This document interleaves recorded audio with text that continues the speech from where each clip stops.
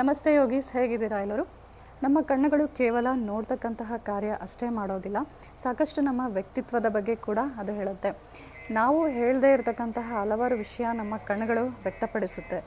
ಹಾಗಾಗಿ ನಾವು ನಮ್ಮ ಕಣ್ಣಿನ ಕಾಂತಿಯನ್ನು ಜಾಸ್ತಿ ಮಾಡ್ಕೊಂಡಾಗ ಏನಾಗುತ್ತೆ, ನಮ್ಮ ಕಾನ್ಫಿಡೆನ್ಸ್ ಕೂಡ ಆಟೋಮೆಟಿಕ್ಕಾಗಿ ಜಾಸ್ತಿ ಆಗುತ್ತೆ.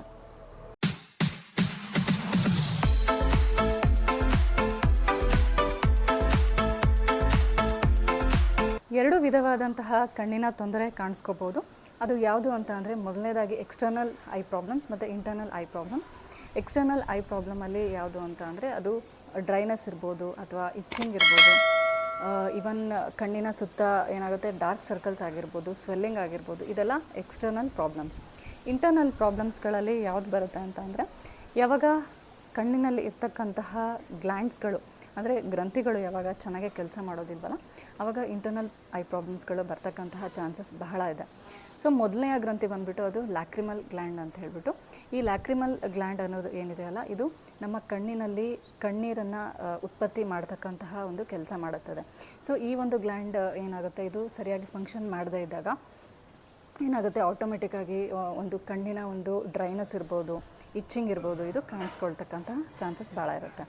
ಸೊ ನೆಕ್ಸ್ಟ್ ಗ್ಲ್ಯಾಂಡ್ ಬಂದುಬಿಟ್ಟು ಅದು ಮಿಬೋಮಿಯನ್ ಗ್ಲ್ಯಾಂಡ್ ಅಂತ ಹೇಳ್ಬಿಟ್ಟು. ಈ ಒಂದು ಗ್ರಂಥಿ ಏನಾಗುತ್ತೆ, ಇದು ಚೆನ್ನಾಗಿ ಕೆಲಸ ಮಾಡದೇ ಇದ್ದಾಗ, ಸೊ ಇಲ್ಲಿ ಇದು ಒಂದು ಲಿಪಿಡ್ ಲೇಯರ್ ಅಂದರೆ ಒಂದು ಸ್ನಿಗ್ಧತೆ ಕೊಡುತ್ತೆ ನಮ್ಮ ಕಣ್ಣುಗಳಿಗೆ.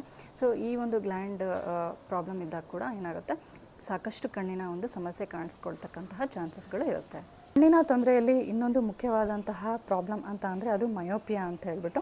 ಸೊ ಶಾರ್ಟ್ ಸೈಟೆಡ್ನೆಸ್ ಮತ್ತು ಲಾಂಗ್ ಸೈಟೆಡ್ನೆಸ್ ಅಂತೇಳಿ, ಅಂದರೆ ಹತ್ರದ ಒಂದು ಆಬ್ಜೆಕ್ಟ್ ಏನಿದೆಯಲ್ಲ ಅದು ಚೆನ್ನಾಗೇ ಕಾಣಿಸ್ದೇ ಇರ್ತಕ್ಕಂಥದ್ದು, ಮತ್ತು ಸಾಕಷ್ಟು ಏನಾಗುತ್ತೆ, ಹಲವಾರು ಜನಗಳಿಗೆ ದೂರ ಇರ್ತಕ್ಕಂತಹ ಆಬ್ಜೆಕ್ಟ್ ಏನಿದೆಯಲ್ಲ ಇದು ಕಾಣಿಸ್ಕೊಳ್ದೇ ಇರ್ತಕ್ಕಂಥದ್ದು. ಇದಕ್ಕೆ ರಿಫ್ರಾಕ್ಟಿವ್ ಎರರ್ಸ್ ಅಂತ ಹೇಳಿ ಕರೀತಾರೆ. ಈ ಒಂದು ತೊಂದರೆ ಕೂಡ ತುಂಬ ಸಾಮಾನ್ಯವಾಗಿ ಕಾಣಿಸ್ಕೊಳ್ಳುತ್ತೆ. ಮತ್ತು ಡಯಾಬಿಟಿಸ್ನಿಂದ ಏನಾಗುತ್ತೆ ಅಂದರೆ ಆಪ್ಟಿಕ್ ನರ್ವ್ ಅಂತ ಹೇಳಿಬಿಟ್ಟು. ಸೊ ಈ ನರ್ವ್ ಡ್ಯಾಮೇಜ್ ಆದಾಗ ಏನಾಗುತ್ತೆ, ಕಣ್ಣಿನ ದೃಷ್ಟಿ ಏನಿದೆಯಲ್ಲ ಅದು ಆಟೋಮೆಟಿಕ್ಕಾಗಿ ಕಡಿಮೆ ಆಗಲಿಕ್ಕೆ ಸ್ಟಾರ್ಟ್ ಆಗುತ್ತೆ. ಹಲವಾರು ಬಾರಿ ಏನಾಗುತ್ತೆ, ನಮ್ಮ ಕಣ್ಣಿನ ದೃಷ್ಟಿ ಏನಿದೆಯಲ್ಲ ಸಂಪೂರ್ಣವಾಗಿ ಏನಾಗುತ್ತೆ, ಕುಗ್ಗಿ ಹೋಗುತ್ತೆ. ಹಾಗಿದ್ರೆ ಬನ್ನಿ, ಈ ಒಂದು ಕಣ್ಣಿನ ಸಮಸ್ಯೆಗಳು ಯಾಕೆ ಉಂಟಾಗುತ್ತೆ ಅಂತ ಹೇಳ್ಬಿಟ್ಟು ನಾನು ನಿಮಗೀಗ ತಿಳಿಸ್ತೀನಿ. ಮೊದಲನೇ ಕಾರಣ ಬಂದುಬಿಟ್ಟು ಅದು ಒಬೆಸಿಟಿ ಅಂತ ಹೇಳ್ಬಿಟ್ಟು, ಅಂದರೆ ಓವರ್ ವೇಟ್. ಎರಡನೇ ಕಾರಣ ಬಂದುಬಿಟ್ಟು ಅದು ಡಯಾಬಿಟೀಸ್. ಥರ್ಡ್ ಪಾಯಿಂಟ್ ಬಂದುಬಿಟ್ಟು ಅದು ಹೈಪರ್ ಟೆನ್ಷನ್ ಅಂದರೆ ಹೈ ಬ್ಲಡ್ ಪ್ರೆಷರ್. ನೆಕ್ಸ್ಟ್ ಬಂದುಬಿಟ್ಟು ಅದು ಇನ್ಸೋಮ್ನಿಯಾ ಅಂತ ಹೇಳ್ಬಿಟ್ಟು, ನಮಗೆ ಯಾವಾಗ ಸ್ಲೀಪ್ ಡಿಸ್ಟರ್ಬೆನ್ಸ್ ಇರುತ್ತಲ್ಲ ಆವಾಗ ಕೂಡ ಐ ಪ್ರಾಬ್ಲಮ್ಸ್ಗಳು ಕಾಣಿಸ್ಕೊಳ್ಳೋ ಚಾನ್ಸಸ್ ಇರುತ್ತೆ. ನೆಕ್ಸ್ಟ್ ಕಾಸಸ್ ಬಂದುಬಿಟ್ಟು ಅದು ನ್ಯೂಟ್ರಿಷನ್ ಡೆಫಿಷಿಯನ್ಸಿ. ಸೊ ಯಾವಾಗ ನಮಗೆ ನಮ್ಮ ಆಹಾರದಲ್ಲಿ ಯಾವಾಗ ಸರ್ಟನ್ ನ್ಯೂಟ್ರಿಷನ್ ಡೆಫಿಷಿಯನ್ಸಿ ಇರುತ್ತಲ್ಲ ಅವಾಗ ಕೂಡ ನಮಗೆ ಕಣ್ಣಿನ ತೊಂದರೆ ಕಾಣಿಸ್ಕೊಳ್ಳುತ್ತೆ. Even smoking. ಸೊ ಸ್ಮೋಕಿಂಗ್ ಕೂಡ ನಮ್ಮ ಕಣ್ಣಿನ ತೊಂದರೆ ಏನಿದೆಯಲ್ಲ ಅದು ಹೆಚ್ಚು ಮಾಡುತ್ತೆ. ಜೆನೆಟಿಕ್ಸ್ ಅಂತ ಹೇಳ್ಬೋದು ನೆಕ್ಸ್ಟ್ ಕಾಸ್. ಸೊ ಜೆನೆಟಿಕ್ಸ್ ಅಂದರೆ ನಮ್ಮ ಪೂರ್ವಜರಿಂದ ಏನು ನಮಗೆ ಜೀನ್ಸ್ ಪಾಸ್ ಆನ್ ಆಗಿರುತ್ತಲ್ಲ, ಸೊ ಅದರಿಂದ ಕೂಡ ಏನಾಗುತ್ತೆ, ನಮ್ಮ ಕಣ್ಣಿನ ತೊಂದರೆ ಕಾಣಿಸ್ಕೋಬೋದು. ನೆಕ್ಸ್ಟ್ ಬಂದುಬಿಟ್ಟು ಅದು ಏಜಿಂಗ್ ಅಂತ ಹೇಳ್ಬಿಟ್ಟು.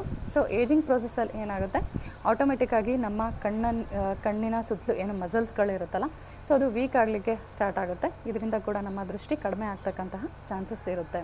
ಸೊ ಇದಾಗಿತ್ತು ಕಣ್ಣಿಗೆ ಸಂಬಂಧಪಟ್ಟಂತಹ ಪ್ರಾಬ್ಲಮ್ಸ್ಗಳು ಮತ್ತು ಅದಕ್ಕೆ ಕಾರಣಗಳು.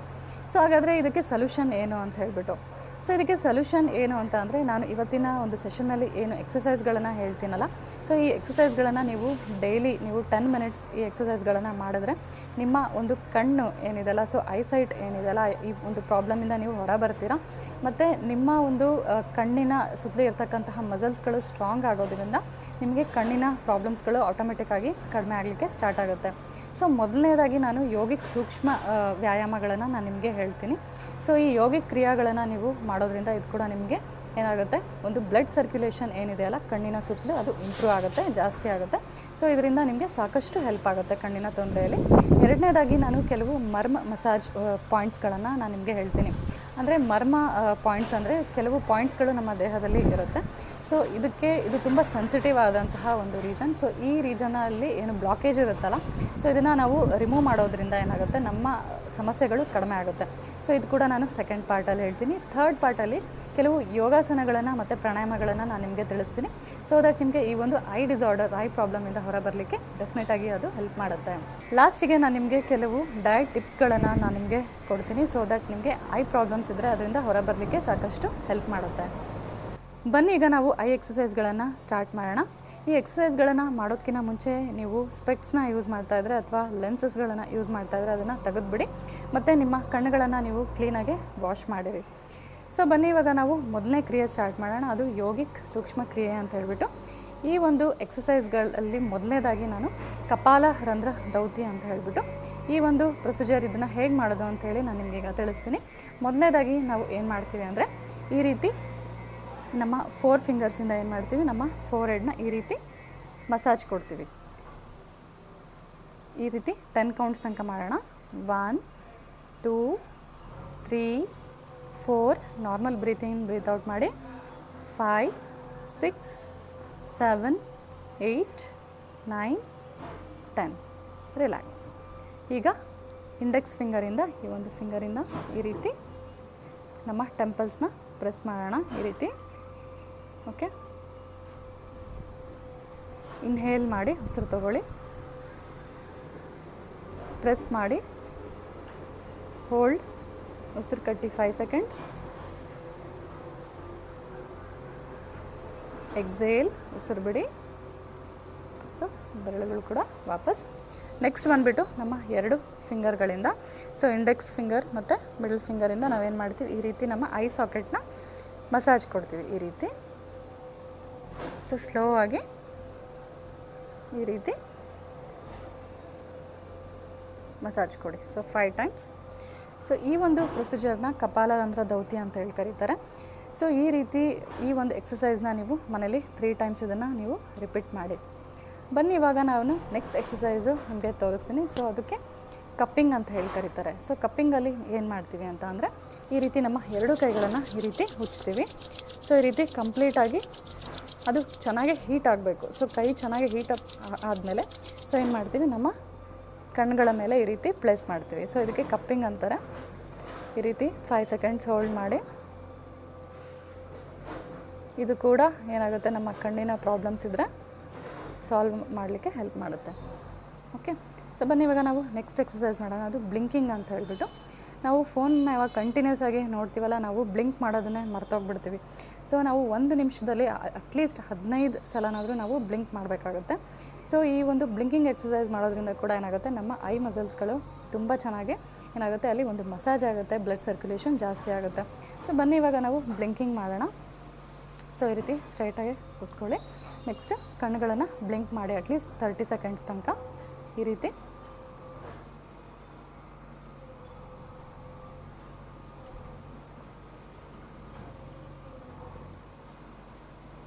Normal breathe in breathe out, relax. So ಈ ರೀತಿ 30 ಸೆಕೆಂಡ್ಸ್ ತನಕ ಬ್ಲಿಂಕ್ ಮಾಡಿ. ಬನ್ನಿ ಇವಾಗ ನಾವು ನೆಕ್ಸ್ಟ್ ಎಕ್ಸಸೈಸ್ ಮಾಡೋಣ. ಸೊ ಅದು ಏನು ಅಂತ ಅಂದರೆ ನಾವು ನಮ್ಮ 2 ಕಣ್ಗಳ ದೃಷ್ಟಿ ಏನಿದೆಯಲ್ಲ ಅದು ನಮ್ಮ ಮೂಗಿನ ಮೇಲೆ ತರಬೇಕಾಗತ್ತೆ. ಸೊ ಯಾವ ರೀತಿ ನೋಡಿ, ಸೊ ಈ ರೀತಿ ನಮ್ಮ 2 ಕಣ್ಗಳನ್ನು ನಮ್ಮ ಮೂಗಿನ ಟಿಪ್, ಸೊ ಈ ಒಂದು ಪೊಸಿಷನಲ್ಲಿ ನಮ್ಮ ಕಣ್ಣುಗಳನ್ನು ಫೋಕಸ್ ಮಾಡಬೇಕು. ಸೊ ಇದು ಕೂಡ ಒಳ್ಳೆಯ ಒಂದು ಎಕ್ಸಸೈಸ್. ಸೊ ಬನ್ನಿ ಇವಾಗ ಮಾಡೋಣ. 5 ಸೆಕೆಂಡ್ಸ್. 1 2 3 4 5 ರಿಲ್ಯಾಕ್ಸ್. ಸೊ ಇದನ್ನು ಎಕ್ಸಸೈಸ್ ಮಾಡುವಾಗ normal breathe in breathe out ಮಾಡಿ. ನೆಕ್ಸ್ಟ್ ಎಕ್ಸಸೈಸ್ ಬಂದುಬಿಟ್ಟು ನಮ್ಮ ಐಬ್ರೋಸ್ ಏನಿದೆಯಲ್ಲ, ಸೊ ನಮ್ಮ ಐಬ್ರೋಸ್ ಮಧ್ಯದಲ್ಲಿ ನಾವು ಏನು ಮಾಡ್ತೀವಿ, ನಮ್ಮ ಕಣ್ಣಿನ ದೃಷ್ಟಿ ಏನಿದೆಯಲ್ಲ ಅಲ್ಲಿ ನೋಡಲಿಕ್ಕೆ ಟ್ರೈ ಮಾಡ್ತೀವಿ. ಬನ್ನಿ ಇವಾಗ ಸ್ಟಾರ್ಟ್ ಮಾಡೋಣ. ಕಣ್ಗಳನ್ನು ಮುಚ್ಚಿ ಮೊದಲು. Inhale exhale, normal breathe in breathe out. Next ನಮ್ಮ ಐಬ್ರೋಸ್ ಮಧ್ಯ ಏನಿದೆಯಲ್ಲ ನಮ್ಮ ದೃಷ್ಟಿನ ತೊಗೊಂಡು ಬರೋಣ. ಇದು ಕೂಡ ಒಂದು ಒಳ್ಳೆ ಎಕ್ಸಸೈಸ್ ಆಗುತ್ತೆ. ಎಷ್ಟು ಸಾಧ್ಯ ಆಗುತ್ತೋ ಅಷ್ಟು ತೊಗೊಂಡು ಬನ್ನಿ, ಟ್ರೈ ಮಾಡಿ. ರಿಲ್ಯಾಕ್ಸ್. ಸೊ ಇದು ಏನಾಗುತ್ತೆ, ನಮ್ಮ ಫೋಕಸ್ ಏನಿದೆಯಲ್ಲ ಅದು ಇಂಪ್ರೂವ್ ಆಗಲಿಕ್ಕೆ ಹೆಲ್ಪ್ ಮಾಡುತ್ತೆ. ಬನ್ನಿ ಇವಾಗ ನಾವು ನೆಕ್ಸ್ಟ್ ಎಕ್ಸಸೈಸ್ ಮಾಡೋಣ. ನೀವು ಪುಷಪ್ಸ್ ಅಂತೂ ಕೇಳೇ ಇರ್ತೀರ. ಇದು ಐ ಪುಷಪ್ಸ್ ಅಂತ ಹೇಳ್ಬಿಟ್ಟು ಈ ರೀತಿ ಏನು ಮಾಡ್ತೀವಿ, ನಮ್ಮ ಹೆಬ್ಬೆಟ್ಟು ಏನಿದೆಯಲ್ಲ ಮೊದಲಿಗೆ ನಮ್ಮ ಮೂಗಿನ ಒಂದು ಟಿಪ್ ಮೇಲೆ ಈ ರೀತಿ ನಾವು ಪ್ಲೇಸ್ ಮಾಡ್ತೀವಿ. ನೆಕ್ಸ್ಟ್ ಏನು ಮಾಡ್ತೀವಿ, ಇದನ್ನು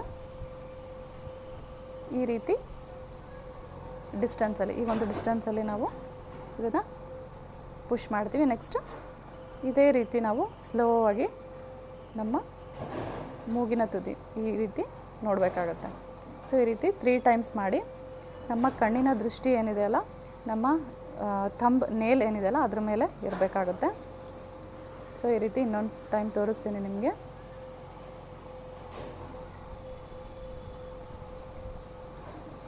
ಈ ರೀತಿ ಲಾಸ್ಟ್ ರೌಂಡ್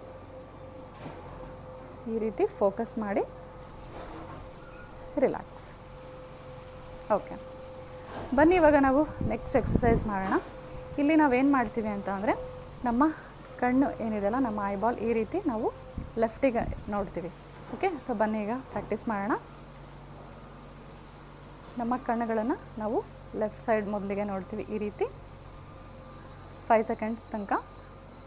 1 2 3 4 5 ಕಣ್ಣುಗಳನ್ನು ಮುಚ್ಚಿ ರಿಲ್ಯಾಕ್ಸ್. ನೆಕ್ಸ್ಟ್ ಈಗ ನಾವು ರೈಟ್ ಸೈಡಿಗೆ ನೋಡ್ತೀವಿ. ಇನ್ಹೇಲ್, ಎಕ್ಸೇಲ್, ರೈಟ್ ಸೈಡಿಗೆ ನೋಡಿ. ಈಗ 1 2 3 4 5 ಮತ್ತು ಸೆಂಟ್ರಿಗೆ ಬನ್ನಿ, ನಮ್ಮ ಫೋಕಸ್ ಸೆಂಟ್ರಿಗೆ ಬಂದಲಿ.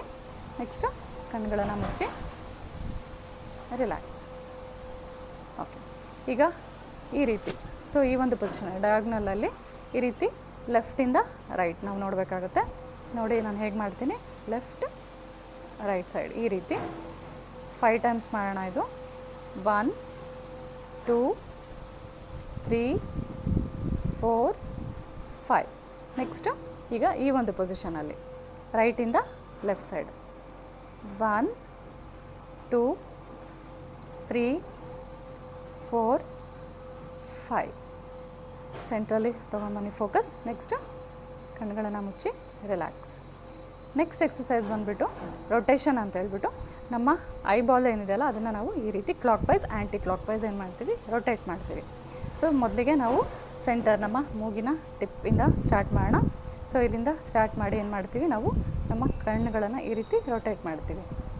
ಸೊ ಕ್ಲಾಕ್ ವೈಸ್ ಮೊದಲಿಗೆ 1 2 3 4 5 ರಿಲ್ಯಾಕ್ಸ್. ಕಣ್ಗಳನ್ನು ಮುಚ್ಚಿ ಈಗ ಆ್ಯಂಟಿ ಕ್ಲಾಕ್ ವೈಸ್ ಮಾಡೋಣ. Start 1 2 3 4 5 relax. ಕಣ್ಗಳನ್ನು ಮುಚ್ಚಿ. So deep breathe in, breathe out, relax. ಬನ್ನಿ ಈಗ ನಾವು ಸೆಕೆಂಡ್ ಪಾರ್ಟ್ಗೆ ಮೂವ್ ಆಗೋಣ. ಅದು ಮರ್ಮ ಮಸಾಜ್ ಅಂತ ಹೇಳಿಬಿಟ್ಟು. ಸೊ ಈ ಒಂದು ಪಾಯಿಂಟ್ಸ್ಗಳಿಗೆ ನಾವು ಪ್ರೆಷರ್ ಕೊಡೋದ್ರಿಂದ ಏನಾಗುತ್ತೆ, ನಮ್ಮ ಒಂದು ಕಣ್ಣಿನ ತೊಂದರೆಗಳಿಂದ ಹೊರಬರಲಿಕ್ಕೆ ಸಾಕಷ್ಟು ಹೆಲ್ಪ್ ಮಾಡುತ್ತೆ. ಸೊ ಅದು ಪಾಯಿಂಟ್ಸ್ಗಳು ಎಲ್ಲಿ ಅಂತ ಅಂದರೆ, ಸೊ ಈ ರೀತಿ ನಮ್ಮ ಐಬ್ರೋಸ್ ಏನಿದೆಯಲ್ಲ, ಸೊ ಐಬ್ರೋಸಿಂದ ನಾವು ಸ್ಲೋ ಆಗಿ ಈ ರೀತಿ ಪ್ರೆಷರ್ ಕೊಟ್ಬಿಟ್ಟು ನಮ್ಮ ಟೆಂಪಲ್ಸ್ ತನಕ ಬರಬೇಕಾಗುತ್ತೆ. ಸೊ ಈ ಒಂದು ಪೊಸಿಷನಲ್ಲಿ ಹೋಲ್ಡ್ ಮಾಡಿ 5 ಸೆಕೆಂಡ್ಸ್. 1 2 3 4 5 ರಿಲ್ಯಾಕ್ಸ್. ಸೊ ಇದು ಮೊದಲನೇ ಒಂದು ಮಸಾಜ್ ಪಾಯಿಂಟ್ ಆಗಿತ್ತು. ಸೊ ಸೆಕೆಂಡ್ ಮಸಾಜ್ ಪಾಯಿಂಟ್ ಬಂದುಬಿಟ್ಟು, ಅದು ನಮ್ಮ ಈ ಒಂದು ಐಬ್ರೋಸ್ ಏನಿದೆಯಲ್ಲ ಇದ್ರ ಮಧ್ಯೆ ಇರುತ್ತೆ. ಈ ರೀತಿ ನಮ್ಮ 2 ಫಿಂಗರ್ಸ್ಗಳನ್ನು ಈ ರೀತಿ ಪ್ಲೇಸ್ ಮಾಡೋಣ. ನಾವಿಲ್ಲಿ ಸ್ವಲ್ಪ ಸ್ಲೈಟಾಗಿ ನಾವು ಪ್ರೆಷರ್ ಕೊಡೋಣ. ಬಿಕಾಸ್ ಈ ಒಂದು ಪಾಯಿಂಟಲ್ಲೇ ಏನಾಗುತ್ತೆ, ನಮ್ಮ ಗ್ಲ್ಯಾಂಡ್ಸ್ಗಳು ಇರ್ತವೆ. ಸೊ ಇದೇನಾಗುತ್ತೆ, ನಮ್ಮ ಗ್ಲ್ಯಾಂಡ್ಸ್ಗಳು ಆ್ಯಕ್ಟಿವೇಟ್ ಮಾಡೋದಕ್ಕೆ ಹೆಲ್ಪ್ ಮಾಡುತ್ತೆ. ಪ್ರೆಷರ್ ಕೊಡಿ ಇಲ್ಲಿ. ಇದು ಮೊದಲನೇ ಒಂದು ಪೊಸಿಷನ್. ನೆಕ್ಸ್ಟ್ ಈ ಒಂದು ಪೊಸಿಷನಲ್ಲಿ ಪ್ರೆಷರ್ ಕೊಡಿ, ಹೋಲ್ಡ್ ಮಾಡಿ 5 ಸೆಕೆಂಡ್ಸ್. 1 2 3 4 5. ನೆಕ್ಸ್ಟ್ ಬಂದುಬಿಟ್ಟು ಈ ಒಂದು ಪಾಯಿಂಟ್ಗೆ ಪ್ರೆಷರ್ ಕೊಡಿ. 1 2 3 4 5.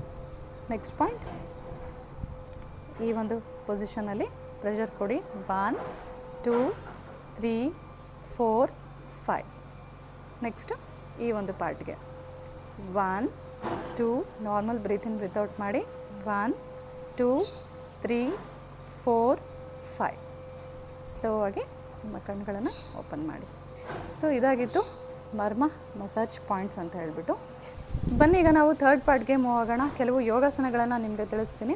ಈ ಯೋಗಾಸನಗಳನ್ನು ನೀವು ಮಾಡೋದಕ್ಕಿಂತ ಮುಂಚೆ ಸ್ವಲ್ಪ ಸೂಕ್ಷ್ಮ ವ್ಯಾಯಾಮ ಮಾಡಿ ಮತ್ತು ಸೂರ್ಯ ನಮಸ್ಕಾರ ಕೂಡ ನೀವು ಪ್ರಾಕ್ಟೀಸ್ ಮಾಡಿ ನಂತರ ಈ ಒಂದು ಆಸನಗಳನ್ನು ನೀವು ಟ್ರೈ ಮಾಡ್ಬೋದು. ಮೊದಲನೇ ಆಸನ ಬಂದುಬಿಟ್ಟು ಅದು ನಮನ ಪ್ರಣಾಮಾಸನ ಅಂಥೇಳಿ. ಇದನ್ನ ಹೇಗೆ ಮಾಡಬೇಕು ಅಂದರೆ ಮೊದಲಿಗೆ ನಾವು ವಜ್ರಾಸನ ಪೊಸಿಷನಲ್ಲಿ ಬರ್ತೀವಿ. ಸೊ ಈ ರೀತಿ ವಜ್ರಾಸನ ಪೊಸಿಷನು.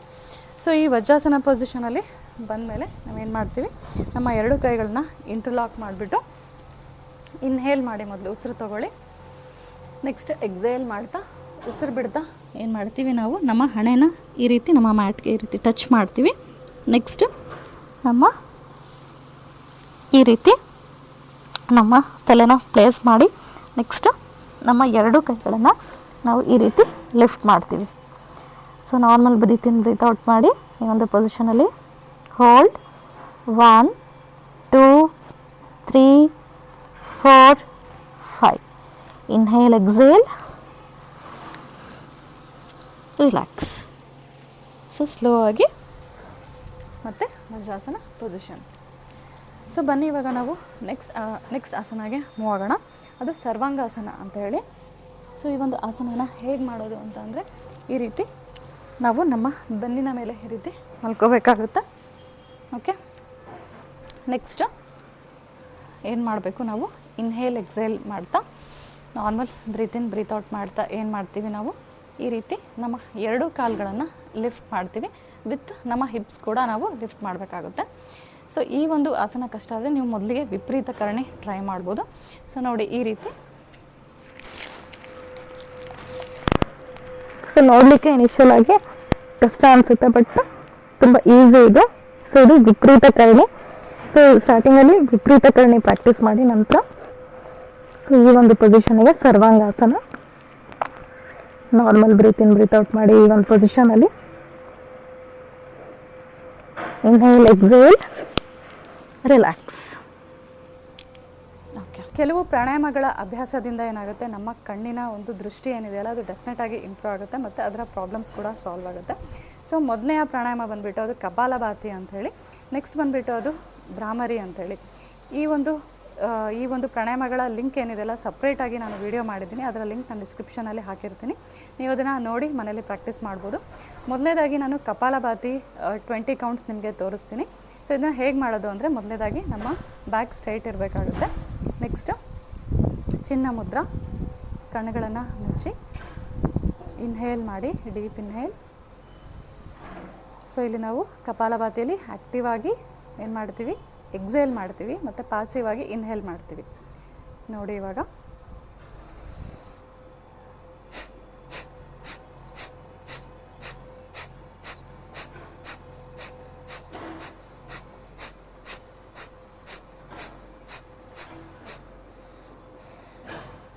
ರಿಲ್ಯಾಕ್ಸ್. ಸೊ ಈ ಒಂದು ಕಪಾಲಭಾತಿ ಏನಿದೆಯಲ್ಲ ಇದಕ್ಕೆ ಕ್ರಿಯೆ ಅಂತ ಕೂಡ ಕರೀತಾರೆ.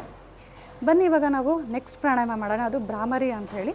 ಇಲ್ಲಿ ನಾವೇನು ಮಾಡ್ತೀವಿ, ಷಣ್ಮುಖ ಮುದ್ರಾ ಹಾಕ್ತೀವಿ. ಸೊ ಈ ರೀತಿ ನಮ್ಮ ಎರಡು ಕಣ್ಣುಗಳು ಕ್ಲೋಸ್ ಇರಬೇಕಾಗುತ್ತೆ, ನಮ್ಮ ಕಿವಿಗಳು ಕೂಡ ಕ್ಲೋಸ್ ಇರಬೇಕಾಗುತ್ತೆ. ಈ ಒಂದು ಪೊಸಿಷನಿಗೆ ಷಣ್ಮುಖ ಮುದ್ರಾ ಅಂತ ಹೇಳಿ ಕರಿತೀವಿ.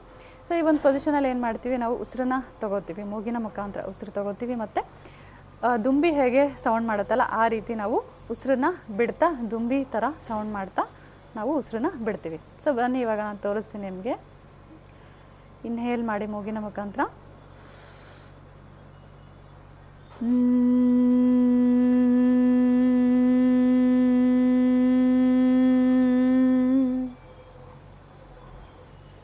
ರಿಲ್ಯಾಕ್ಸ್. ಸೊ ಈ ರೀತಿ ನೀವು ಇದನ್ನು 3 ರೌಂಡ್ಸ್ ಇದನ್ನು ಪ್ರಾಕ್ಟೀಸ್ ಮಾಡಿ. ಇದು ಕೂಡ ನಿಮಗೆ ತುಂಬ ಒಳ್ಳೆಯದು ನಿಮ್ಮ ಕಣ್ಗಳಿಗೆ.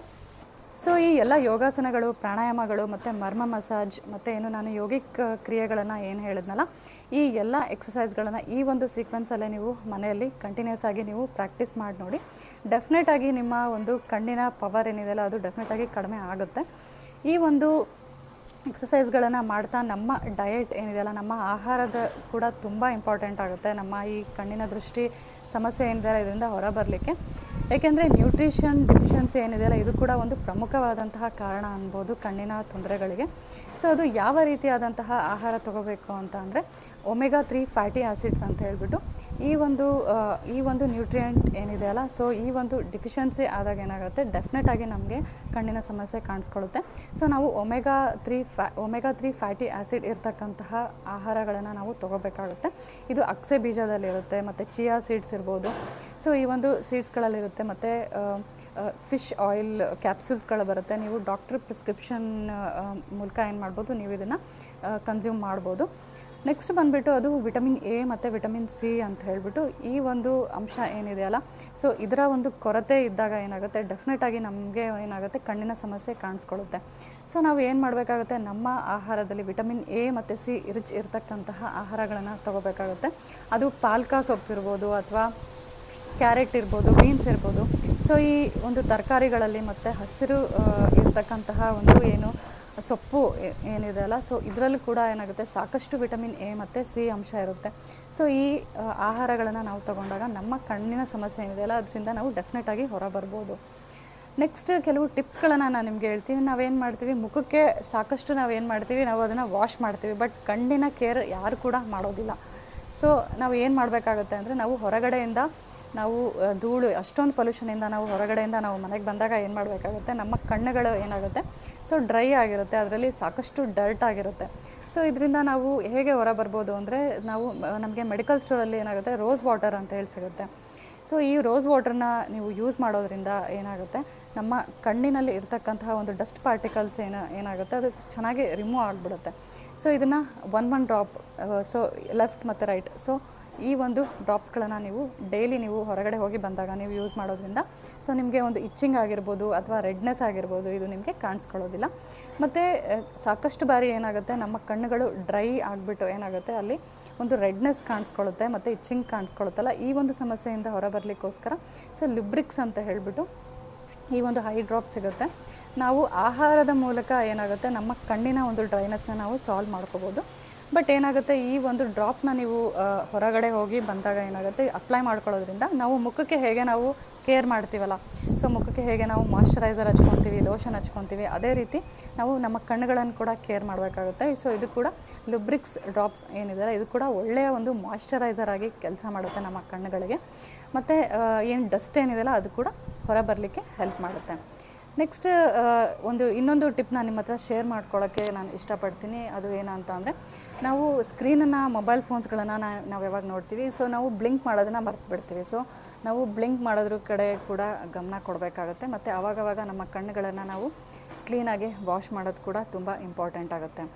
ನೆಕ್ಸ್ಟ್ ಟಿಪ್ ಬಂದುಬಿಟ್ಟು ಫ್ರೆಂಡ್ಸ್, ಅದು ಸನ್ ಗೇಜಿಂಗ್ ಅಂತ ಹೇಳ್ಬಿಟ್ಟು. ಸನ್ ಗೇಜಿಂಗ್ ಅಂತ ಅಂದರೆ, ನಾವು ಬೆಳಗಿನ ಸೂರ್ಯ ಏನಿದೆಯಲ್ಲ, ಸೊ ಸೂರ್ಯ ಯಾವಾಗ ಹುಟ್ಟುತ್ತಲ್ಲ, ಆ ಒಂದು ಸೂರ್ಯನ ನಾವು 30 ಸೆಕೆಂಡ್ಸ್ ತನಕ ಅಟ್ಲೀಸ್ಟ್ ಅದನ್ನು ಕಂಟಿನ್ಯೂಸ್ ಆಗಿ ನೋಡೋದ್ರಿಂದ ಏನಾಗುತ್ತೆ, ನಮ್ಮ ಕಣ್ಣಿನ ದೃಷ್ಟಿ ಏನಿದೆಯಲ್ಲ, ಸಾಕಷ್ಟು ಅದರಲ್ಲಿ ಇಂಪ್ರೂವ್ಮೆಂಟ್ ಆಗುತ್ತೆ. ಮತ್ತು ನಾವು ಕಣ್ಣಿನ ಸಮಸ್ಯೆಯಿಂದ ಹೊರಬರಲಿಕ್ಕೆ ಹೆಲ್ಪ್ ಮಾಡುತ್ತೆ. ಈವನ್ ಸನ್ಸೆಟ್ ಕೂಡ ಏನಾಗುತ್ತೆ, ಇದು ಕೂಡ ಸೇಮ್. ಸೊ ಸನ್ಸೆಟ್ ಕೂಡ ನಾವು ನೋಡೋದ್ರಿಂದ ಕೂಡ ನಮ್ಮ ಕಣ್ಣಿನ ದೃಷ್ಟಿ ಸಾಕಷ್ಟು ಇಂಪ್ರೂವ್ ಆಗುತ್ತೆ. ಇಲ್ಲಿಗೆ ಕಣ್ಣಿಗೆ ಸಂಬಂಧಪಟ್ಟಂತಹ ಮಾಹಿತಿಗಳು ಕಂಪ್ಲೀಟ್ ಆಗುತ್ತೆ. ಹೋಪ್ ನಿಮಗೆ ಈ ಒಂದು ವಿಡಿಯೋ ಇಷ್ಟ ಆಯಿತು ಅಂತ ಹೇಳಿ ಭಾವಿಸ್ತೀನಿ. ಮಕ್ಕಳಲ್ಲಿ ಸಾಕಷ್ಟು ಈ ಒಂದು ಕಣ್ಣಿನ ದೃಷ್ಟಿ ಸಮಸ್ಯೆ ಇರುತ್ತೆ. ಅವರು ಈ ಒಂದು ಎಕ್ಸಸೈಸ್ಗಳನ್ನು ಮಲ್ಗೋಕ್ಕಿಂತ ಮುಂಚೆ 10 ಮಿನಿಟ್ಸ್ ಬಿಫೋರ್ ಸ್ಲೀಪ್ ಈ ಒಂದು ಎಕ್ಸಸೈಸ್ಗಳನ್ನು ಅವರು ಪ್ರಾಕ್ಟೀಸ್ ಮಾಡೋದ್ರಿಂದ ಸಾಕಷ್ಟು ಅವರಲ್ಲಿ ಐಸೈಟ್ ಪ್ರಾಬ್ಲಮ್ ಏನಿದೆಯಲ್ಲ, ಅದು ಕೂಡ ಸಾಲ್ವ್ ಆಗುತ್ತೆ. ಹೋಪ್ ನಿಮಗೆ ಈ ಒಂದು ವಿಡಿಯೋ ಇಷ್ಟ ಆಯಿತು ಅಂತ ಹೇಳಿ ಭಾವಿಸ್ತೀನಿ. ವಿಡಿಯೋ ಇಷ್ಟ ಆದರೆ ಲೈಕ್ ಮಾಡಿ, ಶೇರ್ ಮಾಡಿ, ಸಬ್ಸ್ಕ್ರೈಬ್ ಮಾಡಿ. ನಿಮಗೆ ಇನ್ನೊಂದು ಟಾಪಿಕ್ನೊಂದಿಗೆ ಮತ್ತೆ ಭೇಟಿ ಆಗ್ತೀನಿ. ಅಲ್ಲಿಯವರೆಗೂ ನಮಸ್ತೆ.